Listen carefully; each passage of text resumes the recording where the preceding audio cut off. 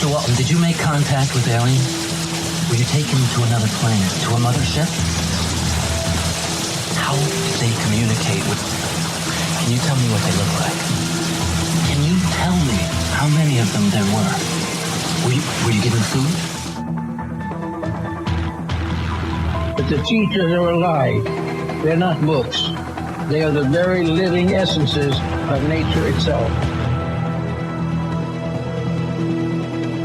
What a strange person. Unbelievably powerful supercomputer that's running our reality, and we don't have a clue as to how to operate it.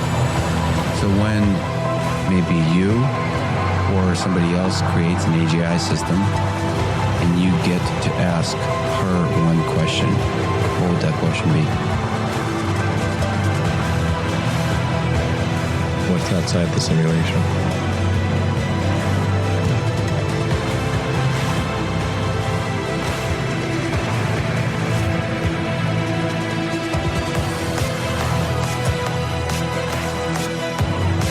Say in your mind, say to yourself, I am more than my physical body, because I am more than physical matter. I can perceive that which is greater than the physical world.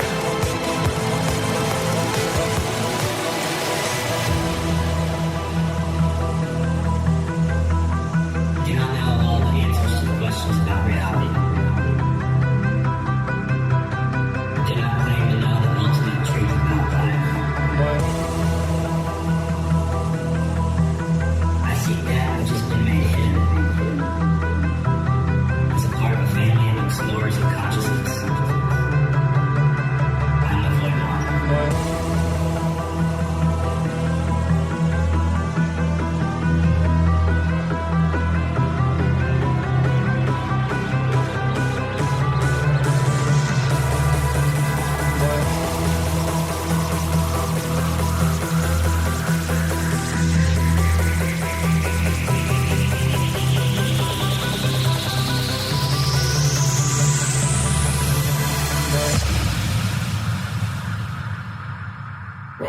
Welcome to Lighting the Void.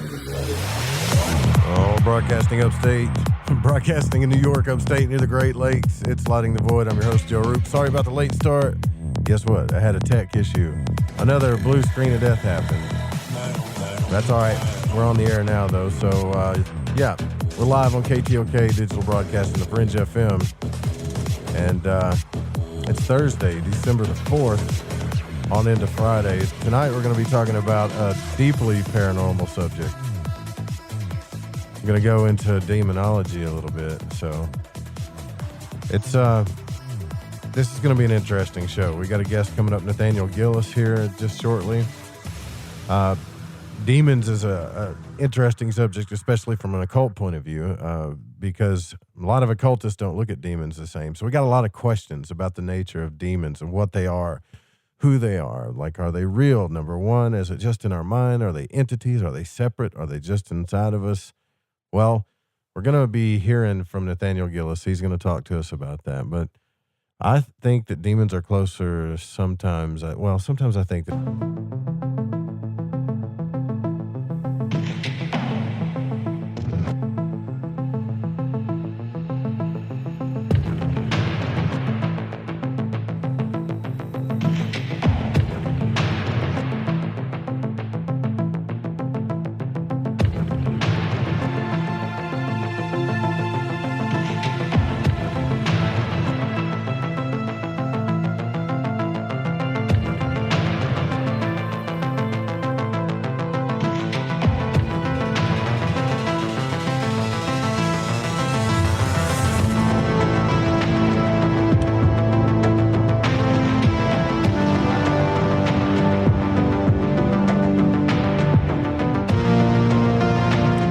So we're back.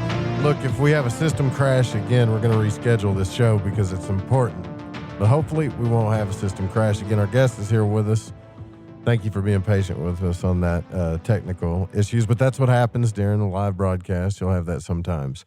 So Nathaniel Gillis is here with us. And He is a religious demonologist and author after living in a haunted house. And Nathaniel spent 20 years researching what it was he encountered. And he is the founder of Preternatural.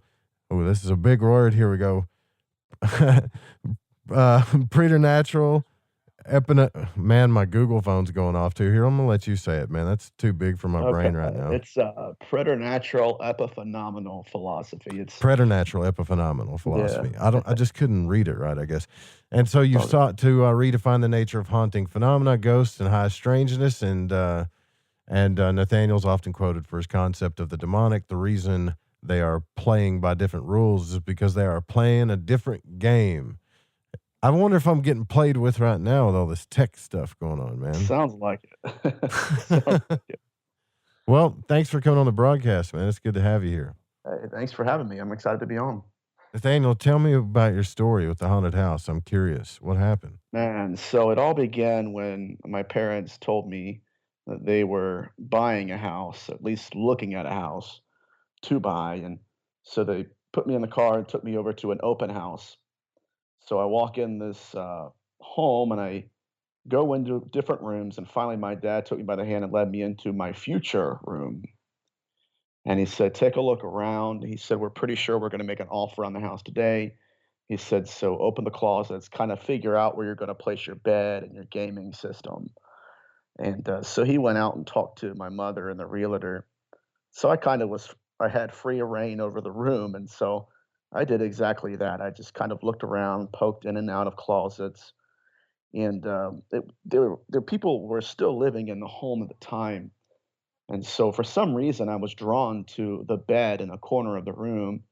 And I remember kneeling down on all fours and pulling the bed flap up, the little blanket up. And as soon as I did, I was met face to face with a full bodied apparition of what looked to be a 6-year-old girl.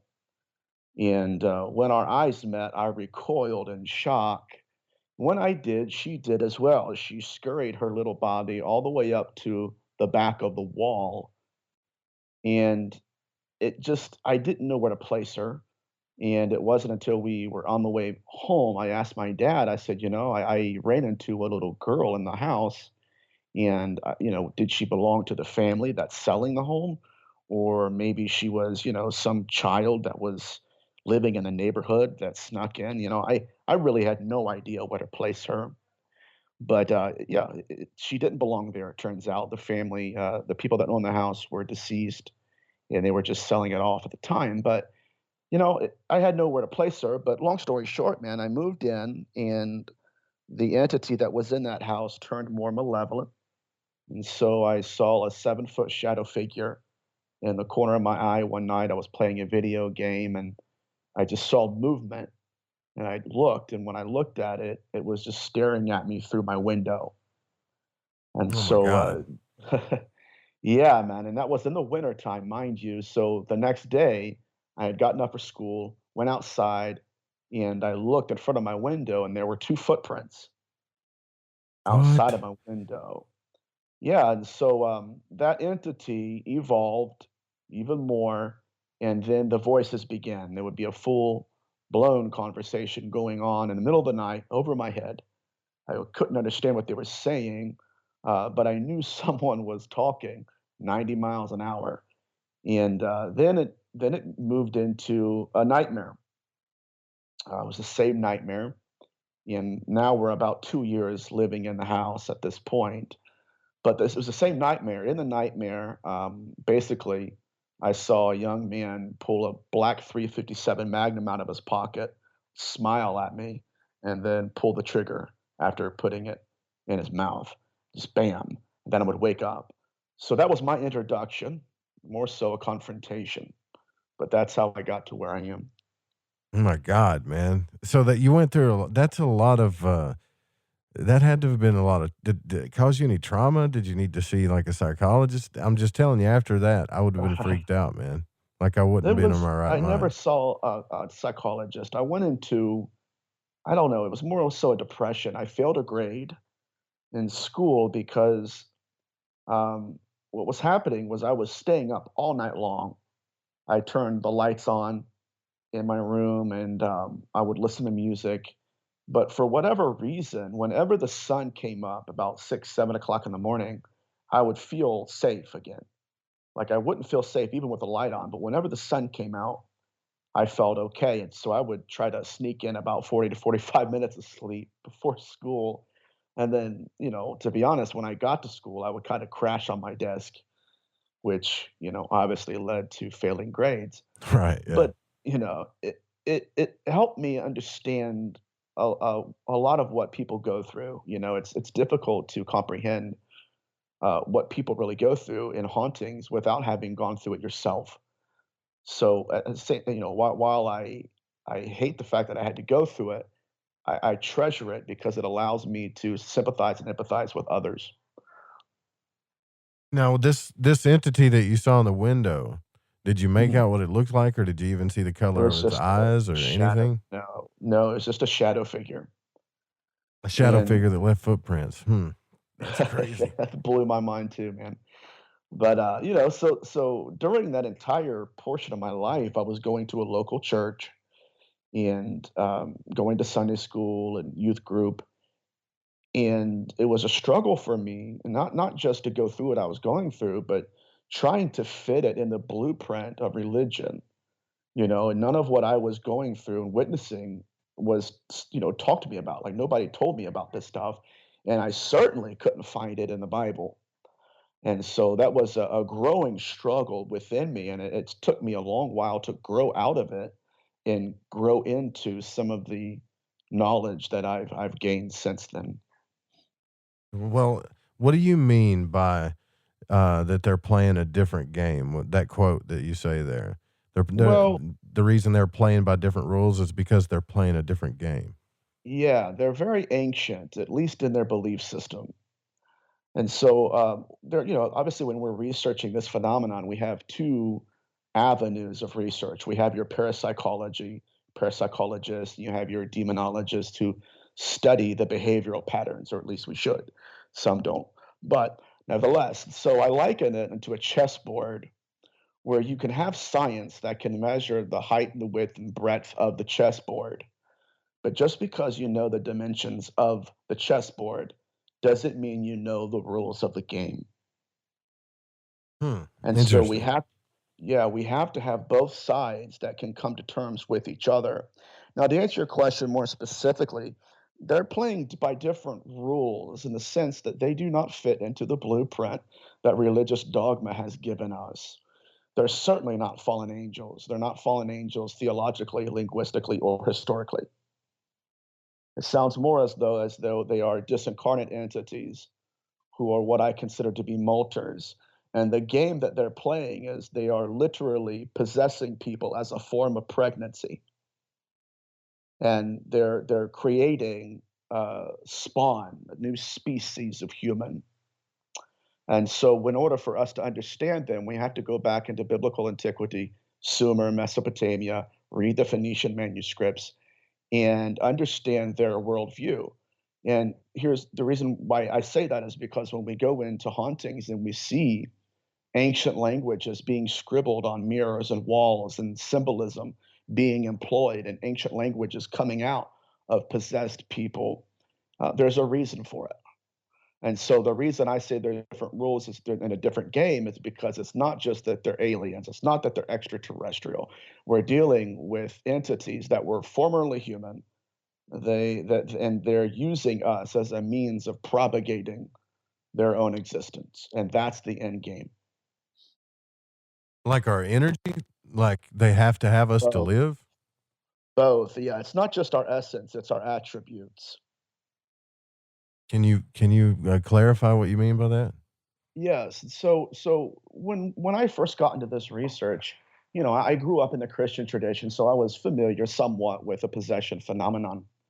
But the more I researched the possession phenomenon, the more I came to the understanding that we're not dealing with fallen angels. And if we are, then we have three separate heavens they fell from, three separate gods they disobeyed, and three separate origins of these entities. None of them fit the blueprint, the data sample. The data sample speaks to them using transient possession as a means of educating their young through us. Imagine somebody like a father taking his 16-year-old daughter out to teach her how to drive a car. We're the car, they're the daughter, and they're the father. And so when we look at transient possession, we need to think of an entity that's disembodied, disincarnate, formerly human, and is now trying to stretch its own consciousness into our skin. That's a way that they're educating their young. So it's not just that they're after our energies. It's not that they're trying to zap our spirit. Of course, they're doing that, and all of the above. But it's more than that. They're taking our bodies. They're taking pieces of us. They're taking our semen. They're taking our ova, and they are using that to implant new bodies in our living women. Whoa. Why? Okay. Why are they doing that? Because they're going to take that body and place a consciousness in it. We would call it possession, right? That's the early stage of this. They're doing something more than that. And I don't want to ramble. No. I want to hear about this, man. Like I want to, so here's the thing. When you say like through semen, are you talking about now this is this is when it gets pretty hairy, because there is a lot of reports of women that feel like they have been molested in their sleep and things like that. I mean, it's in the paranormal field all over. I know it's a touchy subject, but it's a very touchy subject. Yeah, but like, incubus. How is this happening? Is that the only way? Are they doing it through guys too, like possessing them, or does it even work that way? Or this is actually like a biological car they're trying to create, or like you're saying? It's a biological car. It's in antiquity they would call it an external soul, right? It's a body, it's a corpse, it's a vehicle in which they can inhabit with their own consciousness and interact with the world around them. So, in order for us to understand where they originated, we have to go back to ancient Sumer and what's called the Cradle of Civilization. So these entities first possessed statues. Okay? All right. They possess statues. Their interest is primarily not just merging consciousness with mortal bodies and corpses and whatnot, but they're after merging consciousness with metal.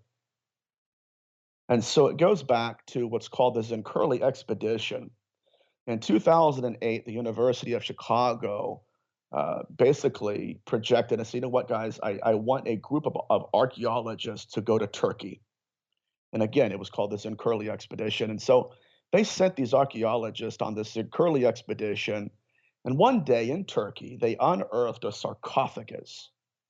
It was a sarcophagus that was carbon dated far back into the late Iron Age. In the sarcophagus, there was what was called a stele. And for those who don't know, because I didn't know at one time either, a stele is basically an ancient gravestone. An ancient gravestone.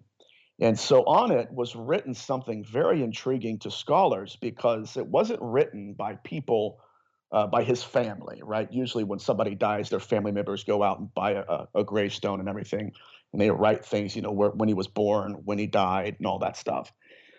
This particular stele was written by a guy named Katamua, and Katamua was the actual person in the tomb, right? He was the one who died. And so Katamua said, basically, it was written in Aramaic, but he said that my soul, my consciousness is in this stele, in this metallic monument. And from that moment, scholars of the Near East began to realize that their belief in antiquity in respect to the afterlife was very unique. They believed that before demons even existed, before the idea of the daemones in Greek ever came to fore, we have possessing entities saying that, number one, we are consciousness, and we are going to possess metallic objects. Is this okay? Is this good? Yeah, that's okay. This is tripping me out though. So yeah, I'm just kind of listening. Okay, so again, these entities mutated in their pathology. They no longer wanted to possess metal. And so then in the Old Testament, we have the beginning of what are called teraphim. Teraphim is an idol, but now it has to be a corpse. So we have Laban in the Old Testament, and it says that he was an idolater and that he worshiped what were called family gods. Essentially, what he would do is he would go and find somebody, either somebody who was recently deceased and not yet buried, or he would go out and kill someone, and then he would take their body, take a metallic piece, like a piece of metal, and then carve in that metal the name of an unclean spirit. Then he would take that implant, wink, wink, that's a reference to the UFO abduction phenomenon. He would take that implant, place it underneath the tongue of the corpse, and then the entity that whoever's name was on that metallic piece underneath the tongue, that entity would be drawn into that corpse's body and it would possess it. And in the act of possession, it would begin to speak through its mouth to the actual person, the actual idolater. And so, Whoa. again, I can't stress that enough. They first possessed idols that are metallic, then it began, and then they mutated into possessing corpses through the act of metallic implants. And then after that, they went into full blown human possession where they commandeer our consciousness. And that's where I'll anchor my thought for now.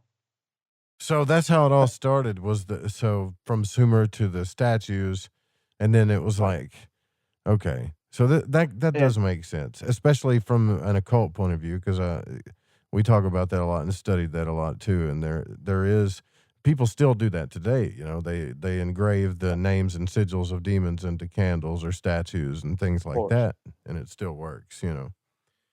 you're right. And it's very interesting. But that during that season of mutation, the scholars and the scribes of the Old Testament in the book of Numbers, chapter 19 and 11, I'm not going to get religious, but I just have to explain history Sure. for a little bit. But your scribes and physicians in the Old Testament, they were witnessing this phenomenon so much so that in Numbers 19 and 11, these people, these physicians, they carved out of history a place where exorcism was performed. And here were the conditions. And let's see if it's the kind of the same phenomenon here. In Numbers 19 and 11, it says basically those who touch a corpse become defiled by it. It's called corpse pollution. And it wasn't just our bodies touching their bodies and us becoming polluted by their corpse. It was our spirits coming into contact with their spirits. That also defiled us. We would become defiled by what's called death defilement. And so the antidote to that was the cleansing of sprinkling holy water. Which still works today, by Exactly the way. right. And yeah, of course, right. And so, but we have to understand that if they are indeed fallen angels, then everything that we're performing against them was written to humans for humans. And the ritual was to purify them from corpse pollution. Now moving on into the phenomenon of possession, it wasn't, like I said, it wasn't just coming in contact with their corpse physically. But in Numbers 19 and 11, it describes the open vessel law. The open vessel law basically says that when the person dies in the house, there is a wind like spirit that leaves their body. We would call it an orb, a real orb, right? Not a particle of dust, but a spirit that flies out of their body, and it's like a gas to them. That's the way they described it. But it would literally travel throughout the house like a rancid stench of decomposition.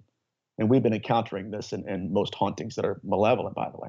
But it would travel through the house, and it would defile every crevice, every emptiness, even food that was not properly preserved. It would fill everything. Since then, modern demonologists have been considering that as demonic possession. But again, it's literally consciousness that leaves the body, commandeers another person, and uses them as what Fritz Kramer would call the social skin. It's a vehicle. Holy hell. Okay. All right. So we're at the top of the hour here. I want to talk to I'm going to talk to Nathaniel a little bit more before we open the phones up, and yeah, because I got a few questions here. It's interesting stuff. We'll be right back. More Lighting the Void coming up. Stay with us.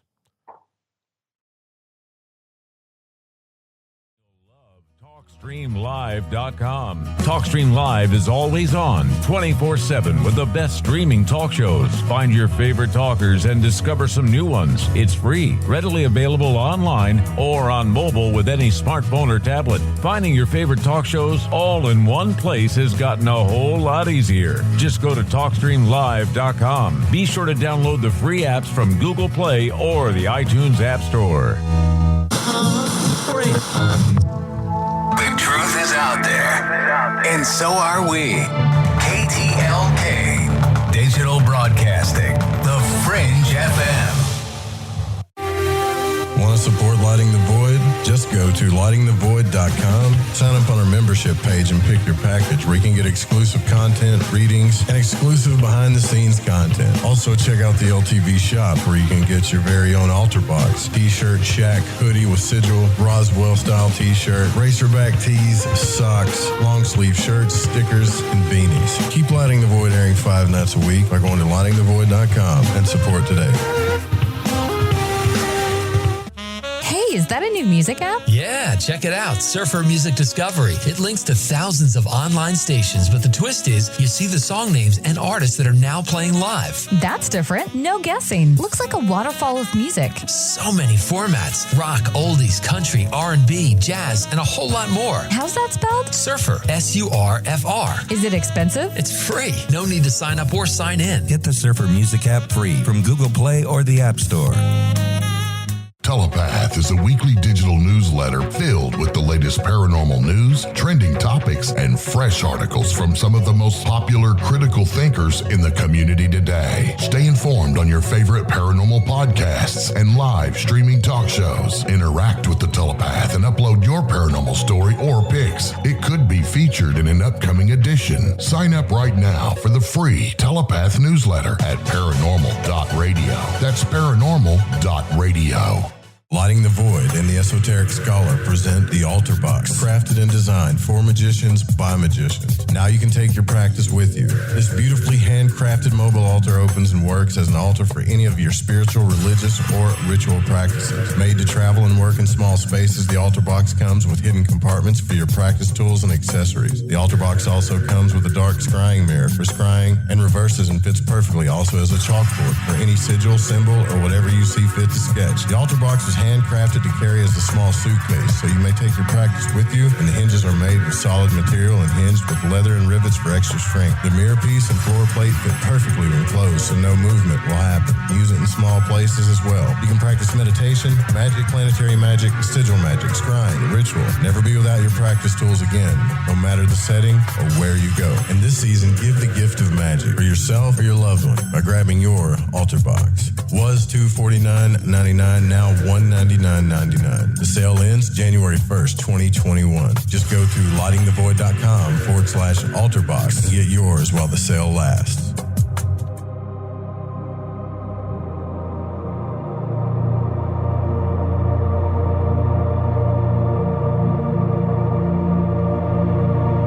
I don't know all the answers to the questions about reality.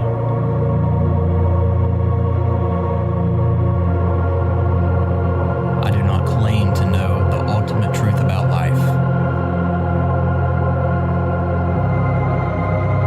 I seek that which has been made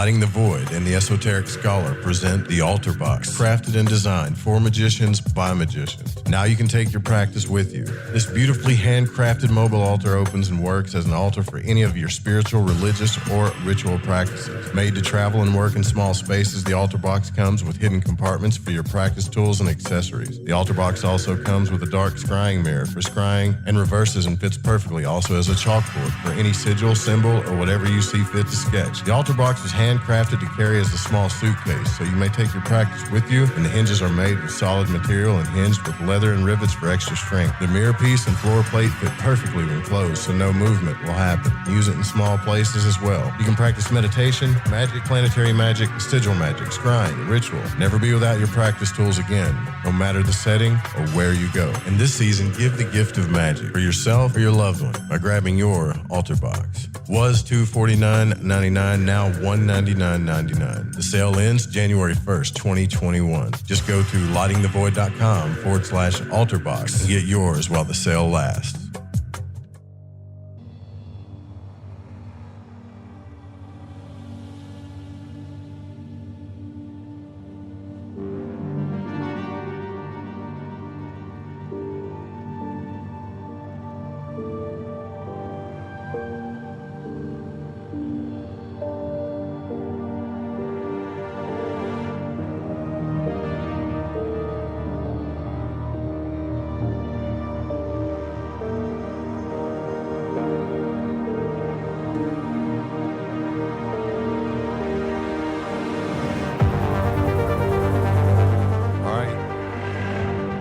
Nathaniel Gillis is back with us here. We're at the top of the hour. Excuse me, the bottom of the second hour. And Nathaniel is a religious demonologist, an author, which, by the way, before I ask some of these questions, tell me a little bit about your book and where we can find your book at, Nathaniel. My newest book out, it's called The Skin That Crawls, and the link is in my Instagram bio for those who want to pre-order it. It's up for pre-order. It's supposed to be out already, but I had just discovered recently, about maybe 2 weeks ago, new information and new research that I want to add to it, just so I don't have to write a whole nother book about it, you know what I mean? So yeah, it's called The Skin That Crawls, and you can find it on my Instagram page. So have you had to, I'm sure people are wondering too, like, have you ever had to perform or be around like exorcisms? Is that a real thing, like the way that they portray it? It's more theatrical in some cases. Like, I know people are mostly with it from what they see on television. I'm going to say yes and no. The exorcisms that I performed and that I've been around, they did not include the holy water. They were more Kabbalistic in nature. And so while there wasn't holy water, there were rituals performed, and of course, obviously, what's your name? And then there would be amulets employed, prayers employed. So while they were performed, thank God we didn't have to use holy water. Okay, cool. So what about you yourself? Have you ever felt like you've been under some type of attack or possession or anything? Not really. I have encountered demonic entities, but I've never really had an attachment or a possession. So I definitely can't say that. And thankfully, knock on wood, right? Yeah, right. Yeah, thank God for that, right? So, okay. Well, here's the thing. You're talking the way you're talking about this, and as an occultist myself, like I've done a little work with this, but I've never visually seen anything, and I've never heard. Well, that's not true. I've heard voices and stuff, and I've seen shadow figures as well. But these were all in states of different states of consciousness, maybe towards hypnagogia or almost sleep states. So. You're saying that you saw these things in the awakened state. So what do you do for research? Do you document cases? Do you talk to people? Yes. Okay. Oh, God, yeah. What I do is I try to go back as far back in history as I can. And then, I trace the footsteps of this phenomenon in every way possible. These entities have behavioral patterns. They have their own victimologies. And so, I'll look at manuscripts, Phoenician, Babylon, Neo-Assyrian papers, just try to get an idea of what the ancient man believed about them, right? How did they appear to the ancient individual? What were their manifestations? I liken this phenomenon to a criminal profiler going into a crime scene and trying Gotcha. to profile the killer based upon its victimology and the way the crime scene is laid out. And thankfully, it has added a lot to my own research because going throughout history and reading these passages, it's very difficult not to see their pathology and victimology. I mean, they've changed in many ways, but they've always been after one thing in particular. And so that's what I do. I look for behavioral patterns. And Okay. yeah. I got a question here, DM that's asking, how do you recognize, what are the first things that you look for to recognize demonic possession or demonic attack or approachment? Entity. Well, in terms of possession, I'm looking at for memories or a language preference that does not belong to the individual. Okay, so something So totally out of character, basically, right? Like, exactly right. Yeah, something that would mirror dissociative identity disorder, where the person would have memories that do not belong to them.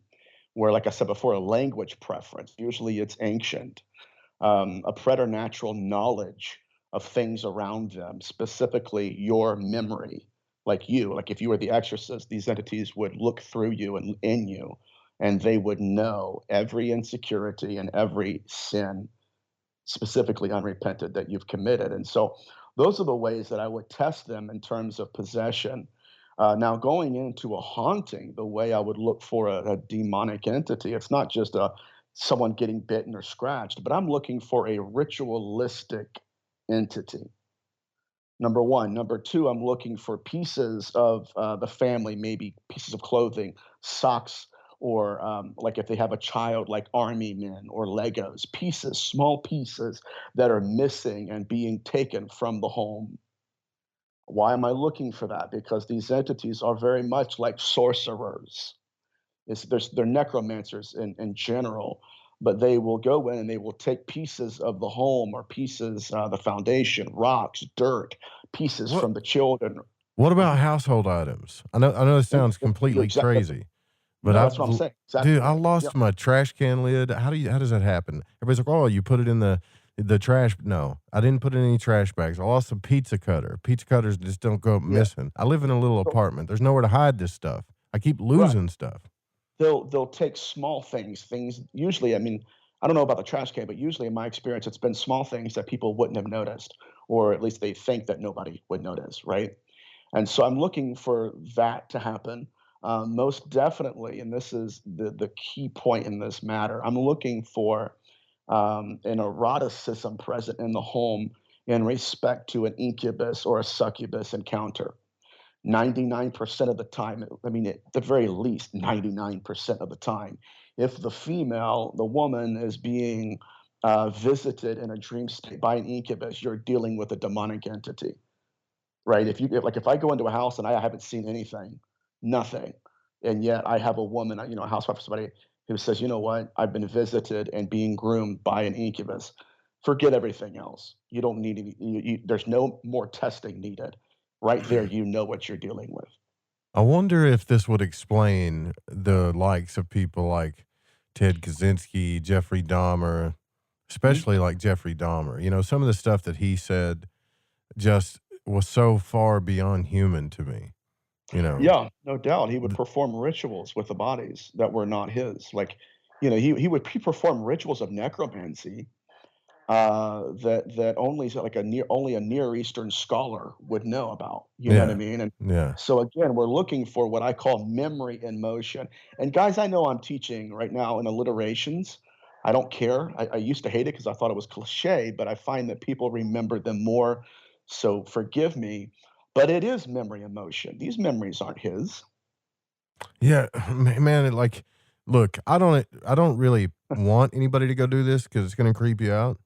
But Mhm, if you go listen to that guy talk, and you mhm. can listen to it, it's the He's like a eeriest. robot. Oh my God. Yeah. It's just like a robot. Like there's no emotion whatsoever. And it is the eeriest feeling I've ever felt in my life listening to this guy, you know? Yeah. You know what his favorite movie was? No, I don't know that. The Exorcist.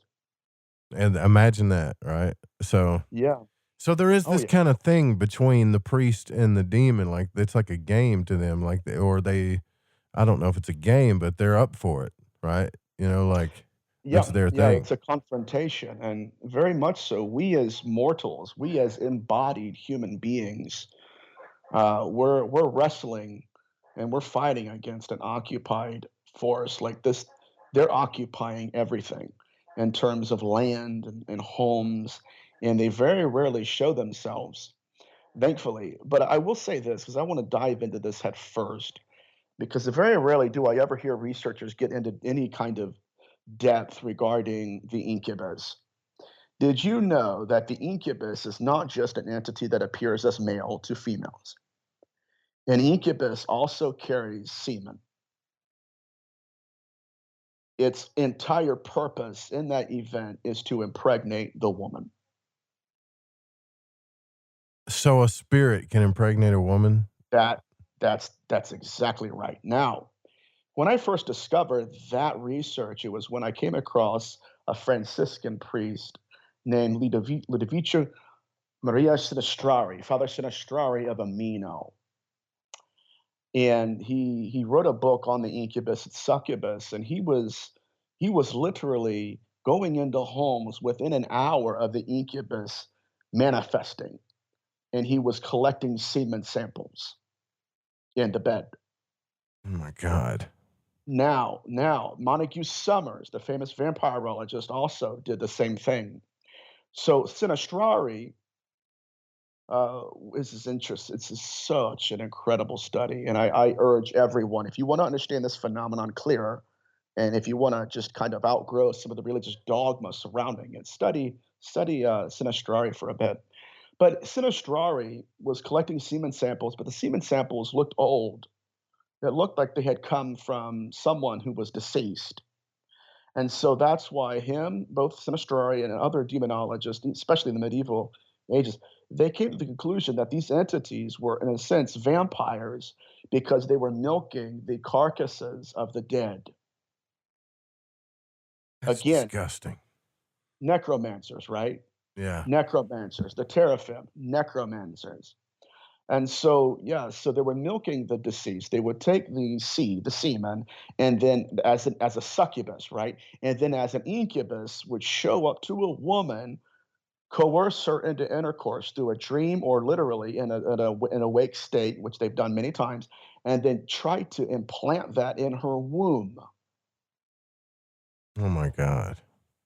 They've been Yeah. doing this since Genesis chapter 6 in the Bible. That's about the earliest text, one of the earliest texts we have.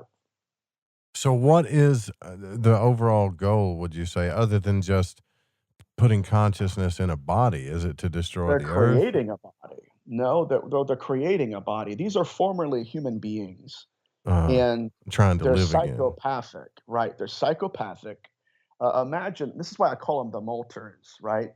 Think of an insect that molts its body, and once it molts its body, it looks back at its own skin, its own corpse, and says, "Now I'm larger, right? I've outgrown that dimension of who I was." Now I want you to imagine taking that insect and trying to place it back into a body. It's larger then, right? It's larger than that body, not just physically, spiritually, but it's knowledge. This is interesting, man. It's knowledge, its understanding of the afterlife is far more down the road than anybody who's still living, right? Because they've been there and done that, and now you have an entity, not men that look like monsters, but monsters that look like men, and now they're demigods to us. Oh, So to answer your question, what they've been trying to do, and this is their what's called a sexual pathology. What they've been trying to do is they've been trying to create fetuses in our women, and then somewhere after the insemination, they take the baby. They either kill it because they've done that for centuries. They kill the baby, and then they will take their own consciousness or someone else's and then place that consciousness in the child. They've been doing this for centuries. That's why in Numbers 12:12 in the Bible, he says, don't let her be like a stillborn baby whose flesh is half eaten. So, So, okay. So this is a lot to take in, man. And all of this is in your book? A lot of this stuff? yeah, it's all in my book, Skin That Crawls. But it's not just, we have to understand one thing. The babies that they're giving us, they're not supposed to be here. Okay? It wasn't like it was consensual intercourse, number one. Number two, it's literally being created out of excretions from other people's bodies, from people that are either deceased or living. And so what they were doing is they will create a baby and they'll implant a child in us through either seed or a fetus, an embryo, and they will grow it to a certain extent and then kill it. And then when that body is a corpse, again, they're necromancers, right? Then they will take consciousness and place it in that child, in that baby. And then that baby is either born with us or they take it in what's called the missing fetus syndrome and the UFO abduction phenomenon. I'm gonna let that hit for a second. Yeah, well, that does kind of make sense because I even talking to people, like we've talked to people from Whitley Strieber to everybody when it comes to like the UFO phenomena, and a lot of them say it doesn't mean it's always malevolent, right? But a lot of them have been saying here lately, especially, that they know it has something to do with the spirit realm and life after death more now than they used to. Back in the day, it was all about aliens and being probed and all this stuff. Right now, it's, we know there's something to do with the spirit realm, or a lot of times people are asleep or half asleep when this stuff happens. That's the crazy part. But finding, all right, so let me give you a scenario here, okay? And I'm going to ask you what you think. When I was a kid, and I used to have these female characters show up in my house, but like when I was asleep. So, when you're a kid, you have out-of-body experiences all the time. I was asleep. I'm standing outside my body. I'm going towards the back door, and a tall, dark-headed woman would come in and pretty much have her way with me as a kid, Now, it didn't feel right to me because I was a kid. I didn't even know what was happening. Is that the same thing, or is that just it would depend on your sexual maturity. Were you mature enough? No, man. I was like 8, maybe. Okay. Yeah. Because these succubus entities, that's what they're after. They've always been after the seed, to answer your question. So they would have your way with you with the intense purpose of, I want seed, I want something from you. But that's what they are, that's the succubus entity. My answer to you would be that wouldn't be a succubus to me. And if it was, it obviously didn't realize that you were not old enough, right, to give what they wanted. Could be. You know what I mean? But the succubus and incubus phenomenon, we as researchers, we don't know if they're the same spirit that appears to women as a man one day, then appears to a man as a woman the other. You know what I mean? We don't know. But as far as I could tell, their victimology has always been infants. Yeah, see, that's crazy. There's something else, too. I know Coast to Coast AM had a video of this not too long ago of shadow figures just, like, caught one on camera, like, literally scaring the hell out of little children, too. Like, purposefully, like, messing with them and instilling fear and all that stuff, which I think happens for sure. Yeah. You're exactly right. Why? Why are they terrorizing children, though? They're psychopaths, man. That's all it is, right? They get off on it. Okay. Again, it's not just that they're after our emotions; they're after our attributes. And so one aspect of it that's also fascinating to me because it gives me insight into what they're really doing and what kind of bodies they're creating. When I was researching the Nephilim in Genesis 6, I was looking at what's called comparative literature and going through the different manuscripts and trying to get a better idea of what this is all about. But then I came across the Apocryphon of John. And the Apocryphon of John is a transcript that was written and preserved by Egyptian monks. in the 2nd century BCE. Okay. And they dive deeper into this, and it's incredible how much I gained from that. It's just mind-blowing, man. But in it says that in Genesis 6, these so-called angels, which they weren't, but it says that they literally waited until a husband would leave his wife. We don't know if the husband actually died or if he went to the grocery store, if he went to get the oil change. We don't know. But they would wait till the husband left, and then while he was gone, they would change their shape and their form into the image of that man.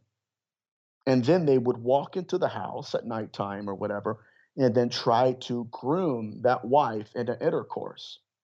And of course, she's thinking this is her husband, right? He just got back a little bit earlier and he's trying to get fresh, and it's really not. Does that make sense? Yeah, it does make sense too. Let me go to the chat room here, and then we'll open up the phones to get some questions here. The Night Stalker's asking, does your guest think there are a group of people actively working with these demons and helping this process, like cults, etc.? I do believe that. They've been doing that since the 16th century. And it's not anybody that would claim to be a witch. It's not anybody that would claim to be a necromancer. These people hide in plain sight. And most likely what they're doing is they're going to be the midwives and the mistresses of these entities. Mm-hmm. And I would specifically look for people who are abductees, who want to be abducted, and who want to have intercourse with these creatures. That's who I would look for. That's insane, man. God, that's so creepy to me. But it does, you know what? It does make a lot of sense, though. I can tell you as far as some of the people that are running things in power, some of the Jeffrey Dahmer situation. And it's not just Dahmer. There are people like that all over the planet, you know? Oh, yeah. My research gets far darker. It really does. And it's interesting, but it does have its kind of, I don't know, cons to it. Sure. Yeah. Like if you guys got a question too, you can call in at 1-800-588-0335. We're going to have to take our last break of the night, but I'll go ahead and open up the phone lines. It's 1-800-588-0335. If you got a question for our guest tonight, Nathaniel Gillis. I'm Joe Roop. This is Lighting the Void. We'll be right back. Stay with us. Hey, Fringe FM listeners. Did you know that when you're on the road with limited data or no Wi-Fi available, you can still listen to every minute of the Fringe FM by calling 701-719-3971. No smartphone app or internet needed. Saves your data plan and no extra cost if you have unlimited minutes. Call 701-719-3971. That's 701-719-3971. Listen to the Fringe FM on any phone, anytime, anywhere. AncientLifeOil.com. That's AncientLifeOil.com. Are you stressed? I mean, who isn't? Anxiety creeping in? No, not that. Is sleep hard to attain because your brain just won't slow down? We're living in crazy times, and the fear knob has been turned up. Okay, there's an answer. Take a big breath, exhale, and go log on to AncientLifeOil.com. CBD, broad and full spectrum, organic and non-GMO CBD for you to enjoy. Change your tune from fear to calm. From brain overload to clear thinking. 0.003 THC on full spectrum and 0% THC on broad spectrum. Competitive pricing with the best quality. Also know everything is going to get better. No worries. Be happy. CBD can help calm so your nerves don't think they're a 6-string electric guitar. Enjoy life, smile, and log on to AncientLifeOil.com for great CBD. That's AncientLifeOil.com. You'll be glad you did. Want to know what's on the Fringe FM? Check out our schedule at thefringe.fm. Hola, Fringe listeners. This is Dave Cruz of Beyond the Strange, and you're listening to The Fringe FM. This is Malorcas 45, fan of The Fringe FM, challenging everyone to open their mind's eye. Listen to Lighting the Void with Joe Roop to gain precision for your third eye vision. My name is Jake. I'm from Billings, Montana, and I am a Void Walker. Hey, Joe Roop. Thanks for lighting the void. This is Janine in the bluegrass of Kentucky, and I am a void walker. What's up, guys? This is Damien from San Marcos, Texas, and I'm a void walker. I listen to the show to keep myself aligned with the world. Hi, this is Laura, aka Laura Lavender. I'm from Las Vegas, and I listen to Lighting the Void because it helps me understand some of the strangest experiences I've had. So thanks for all that you do and for always being there for us, Joe.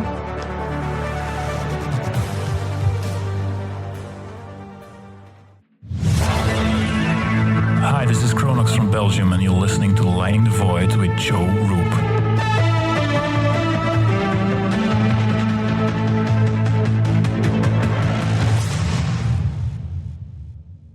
Hey, this is country music singer and void walker Jason Benoit, and when I need my fix on the world of magic and the capabilities of the human consciousness, I listen to Joe Roop right here on Lighting the Void Radio.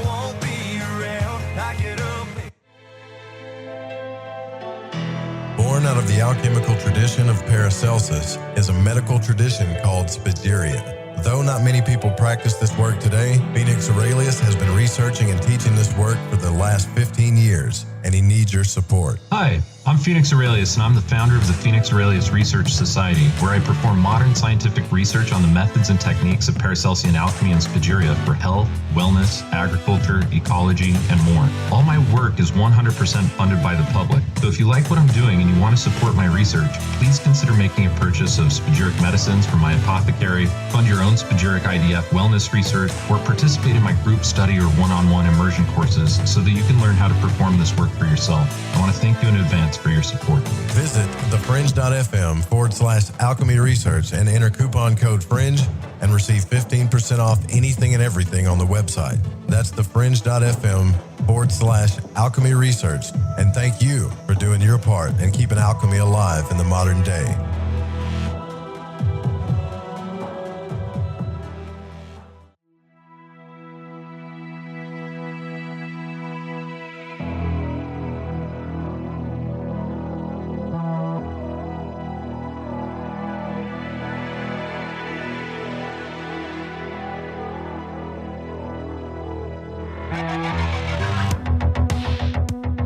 Welcome back to Lighting the Void. Nathaniel Gillis, our guest tonight, religious demonologist and author. You can go to his website at njgillis.com for reference tonight. We're going to go ahead and open the phone lines up.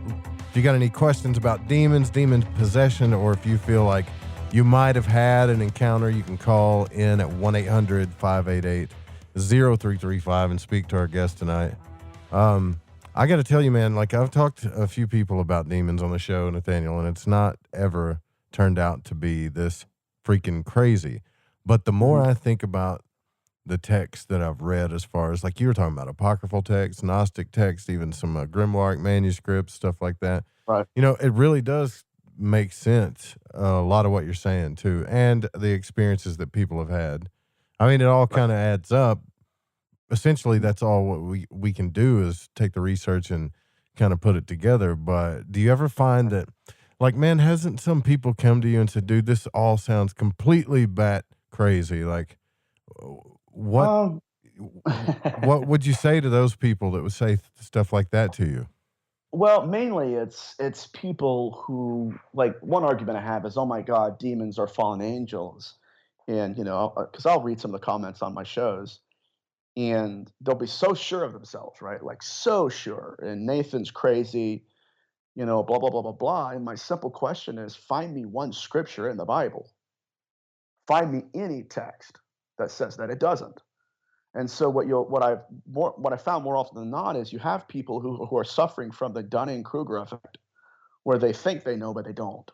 You know what I mean? And so they think they know so much about it. And then when you get into conversations with them, it's purely like, I have no evidence for it, but this is what I believe. Yeah. And so that was one thing I had to shed in this research, you know, because like I said, I grew up in the Christian tradition. And so there were plenty of things that I thought I knew about, right? There were plenty of things that I was very dogmatic about. But there came a time when I had to interpret the data sample as it was and not how I wanted it to be. Right. And so, you know, and that comes down to intellectual accountability. But I've had my detractors, but none of them are anywhere near as in depth in their research. You know what I mean? And that's not being disrespectful because I respect research. What I'm saying is I once thought like that too, you know, and so I know where they are. But Well, that, and you've had your own experience too. I get the same thing with like astral travel, but I got to tell you, researching all the stuff that you research would give me depression in a way, but just because it's so dark, right? But I mean, just saying, like, some people can handle it, some people can't. You know, it's not for everybody. I watch, like, if it gets too heavy for me, because I'll binge research. Like, I'll stay up all night researching stuff. I have ADHD, and I'm kind of like that person that just, if I get a thought, I cling to it, and I have to get the answer to the question. But you know, like it's to relax and try to veg out, man. I watch like cartoons. You know, I watch like Frasier, and I smoke a good cigar every now and then. But it's heavy, man. That's why I put puppy dogs in my lectures in the middle of it, just to kind of lighten the mood up. yeah, right, yeah, totally, man, totally. But here's a kind of a question on the light side of this is, do you have, or does this verify in the angelic realm? And we'll take the caller after them calls, but I'm curious, has this helped verify the angelic realm or good or light forces? It's verified the both in a sense.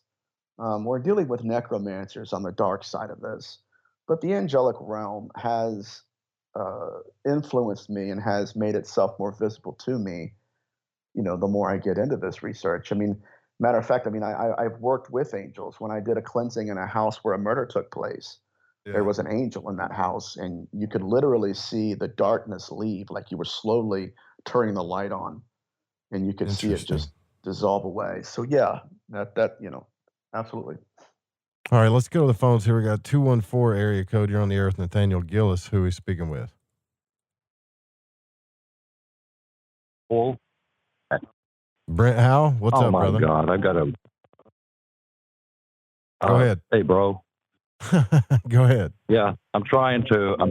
What if you're an angel? But let me tell you an ancient story I developed. Okay. Did you see the movie The Abyss? Yeah. Did you see the movie The Abyss? I didn't, but I got the connotation from it. Okay, suppose eons ago, or let's just a million years ago, short time, down at the bottom of the ocean, there's these squid-like creatures, and humans come along and they start killing all of them, even the giant squids and this kind of thing. Well, what if somehow they have the intelligence to become amphibious, get on land? Once they're amphibious, they're able to be poured into suits of knights of armor. And as suits of knights of armor, they have the intelligence to control the human beings. And then after they control the human beings in their castles, they're able to genetically morph themselves into a form that looks like a king or a queen. Man, this is and then from there, they take. Come on now, you're poking with us. This is a movie, isn't it? It's a movie. These knights. There's actual evidence of these knights outfits that no human can fit in. This is actual evidence. I'll be damned. And let's say that they were able to manipulate genetically, that they're far advanced in their intelligence in that area, and they came from the deep. We don't know what's in the deep. Everybody's looking to outer space. They keep our eyes on outer space, which we can't even get to. But they're in the ocean. That's just a storyline. Okay, that's just a storyline. Take it for what it's worth, and just let that thought, bubble up. Okay, man. This so whole, to speak. That's all I had to say. Is tripping me out. Thanks, Brent. Thanks for talking. Well, like he's right though, man. There are some weird, crazy looking stuff in the ocean. They find new species every year, and people have dreams.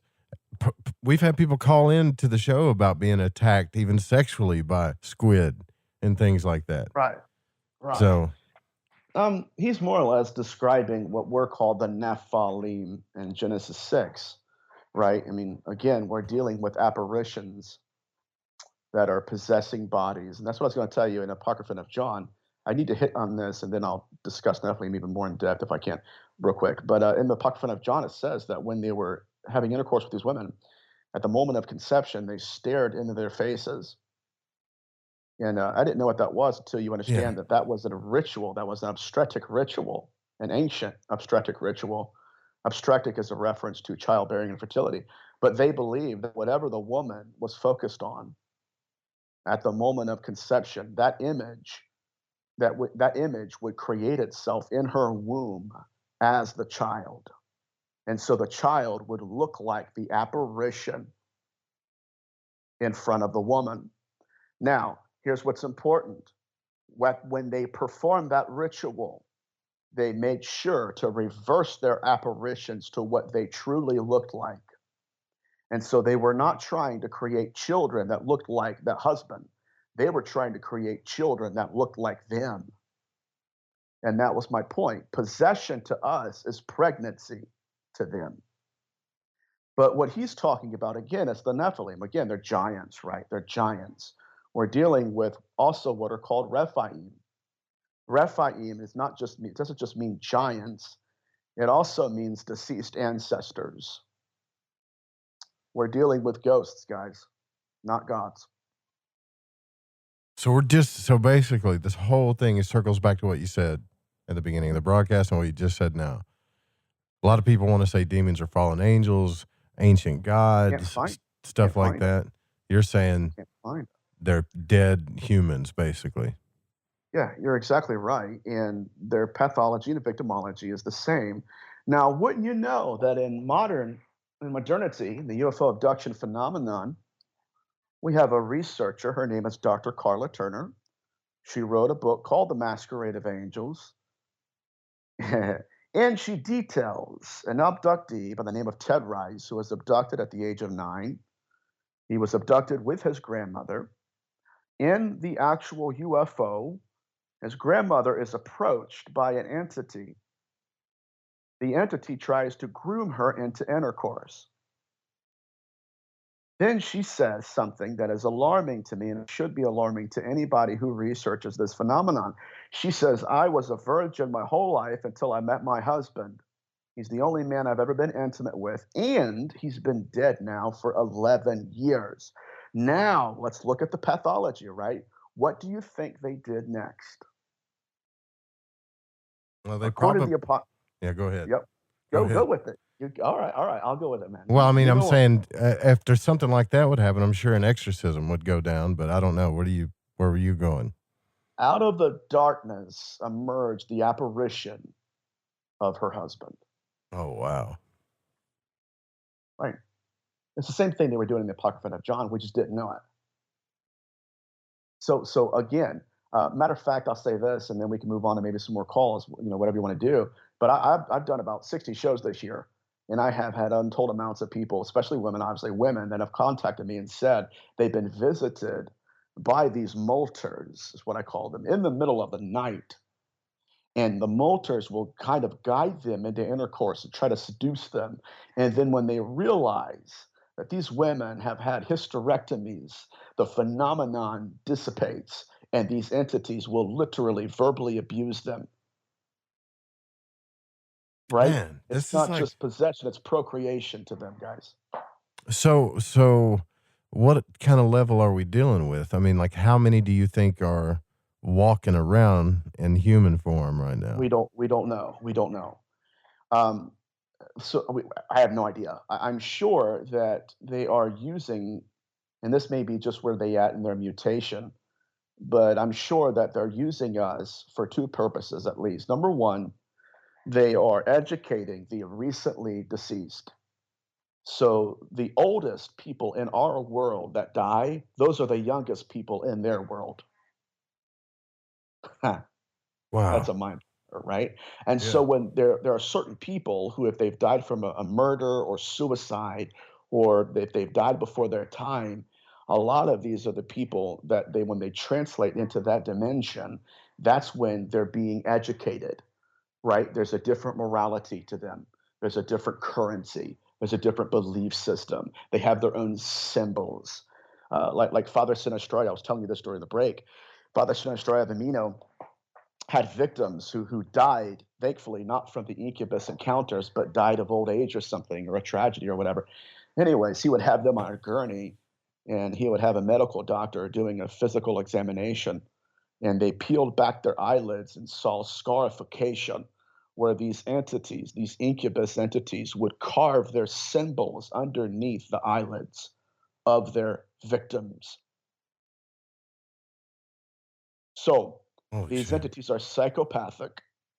They do not have our own morality, and they're after one thing and one thing only. They're after impregnating women, placing consciousness in the child's body, and recently, at least in the last 1,000 years, they have been implanting it in the womb, and then at a certain stage, taking the body out altogether.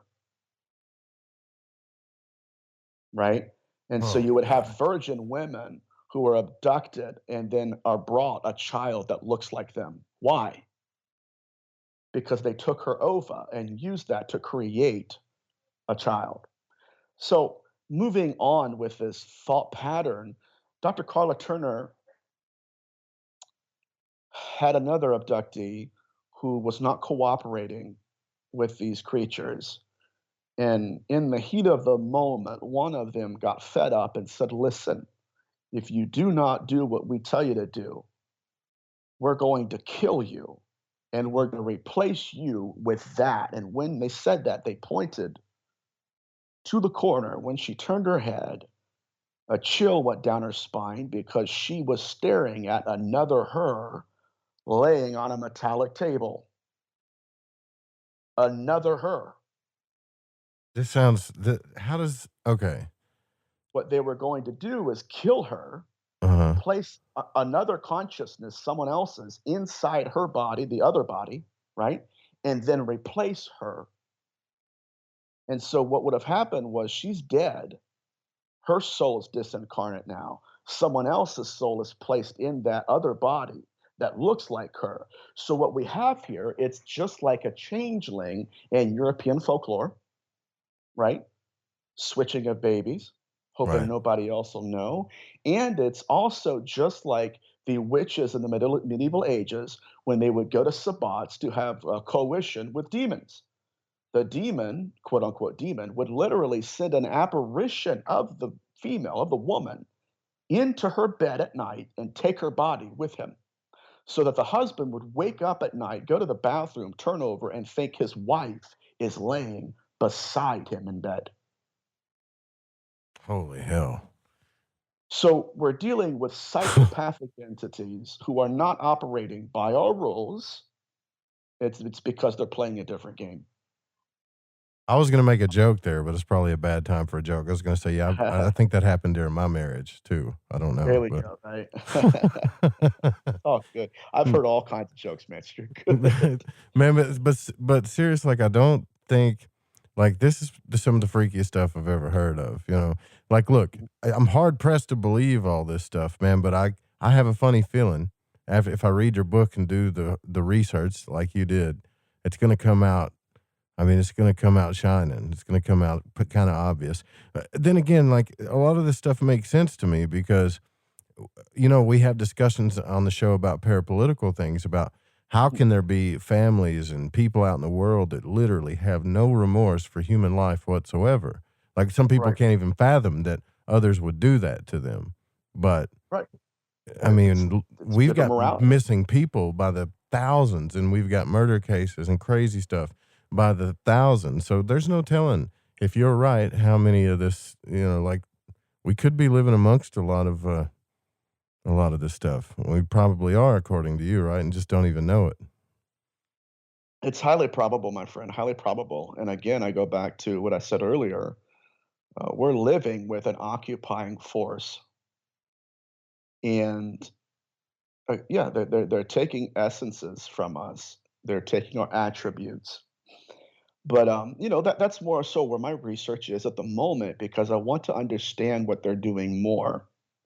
I would make a reference back to the changeling phenomenon. It wasn't just that they took a child and replaced it. They wanted the baby to look like the other one. right? They wanted that baby not to look enough like a human to where the parents would say, okay, that's ours. So again, we're not just looking at them switching out consciousness, they're switching out bodies. I'm still confused though. Where are they getting the body, the extra body, the changeling either, thing, right? Yeah. So check this out. So in the Apocryphon of John, it even mentions the fact that they were creating copies of bodies. Uh-huh. And so we're looking at clones, essentially. Gotcha. And I didn't know. So let's get down to why they're doing it. So the bodies that they're creating, they're called external souls. That's what the ancient terminology is.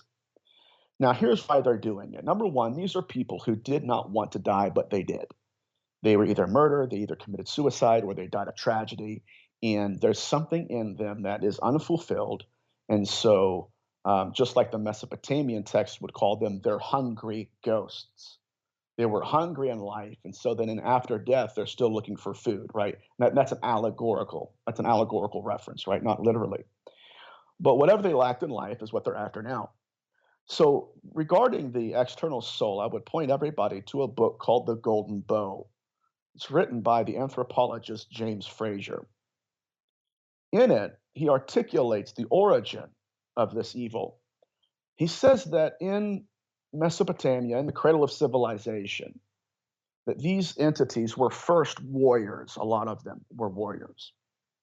And he said that whenever they were in a battlefield and when they knew that death was impending and they could not escape it, literally, what they would do is they would dispossess their own body and place their consciousness in another. So that the external soul, right? The external soul, the corpse is dead, but they did not die with it. Now they would possess somebody else, right? And that in our world, in modernity, we would call that demonic possession. It's memory in motion, the commandeering of consciousness. That's how they survived. Okay? Does that make sense? Yeah, I'm with you now. Yeah. All right. So what they were doing is creating second selves to where their consciousness would stretch itself into many different bodies at the same time. So when you would go to them, let's say if we were at war with them, we can kill one, but we don't know which body that consciousness is truly in at the time. Right? It's projected itself amongst the army, but it's only in one of them. This gets very good. It's very interesting. And so what we have here is an army of clones that look like each other, but the whole purpose of this is the soul survival of that consciousness, where I can kill the corpse or kill the body, but the consciousness exists beyond it. Wow. So you guys, I'm sure, like this is. When is your book going to be published again? Around the date? I'm looking at the end of the month at the latest, but it's on my Instagram page, the Nathaniel Gillis. The link's in my bio for pre-order. But that's why I titled it "The Skin That Crawls," because that's exactly what they're doing. Okay. Yeah. Well, we're gonna have to check that out, man. We'd love to have you back on too. We got to roll out of here, but like this is some intense stuff, man. You know Thanks for having me, man. I appreciate it. It's been an honor. Yeah, I don't know if I'm going to be able to sleep tonight. I hope you guys are going to be able to sleep tonight thinking about all this stuff. Say your prayers, do your Hail Marys, whatever it is. Yeah, that's one thing I want to ask you before we get out of here. What is your, do you have a religious point of view, a spiritual point of view about all this? Or is this just a subject matter that you're into and you don't take a stance, or just curious? It's a very good question. You know, I'm called a religious demonologist, but it doesn't mean I believe in one religion over the other, okay? I mean, obviously my tradition's Christian, and so my approach to this would be through the Hebrew Bible. But these entities, it's almost like they believe in their own morality. Yeah. You know what I mean? Right. But I will say this, that there was a reason why Jesus and why God, both of them in the Old and New Testaments, called them soul hunters. And so there is a confrontation that will happen between the two one day. But I don't want to go down that picture. But yeah, man. So that would be my answer to you. I hope it makes sense. It did, yeah, it makes total sense. I'm a secular demonologist. How about that one? All right. Yeah, it makes total sense. And Nathaniel, thank you so much again for coming on the broadcast. It was good to have you here. Yeah, thank you for having me, guys. I hope you guys enjoyed it. Definitely. I know I did. I don't know if I'll be, like I said, I don't know if I'll be able to sleep tonight, but I'm going to try. All right. You guys, Ryan Gable's coming up next. Stay awake. More broadcasts coming up. Thanks, Pacho, patrons. See you guys tomorrow night. Good night.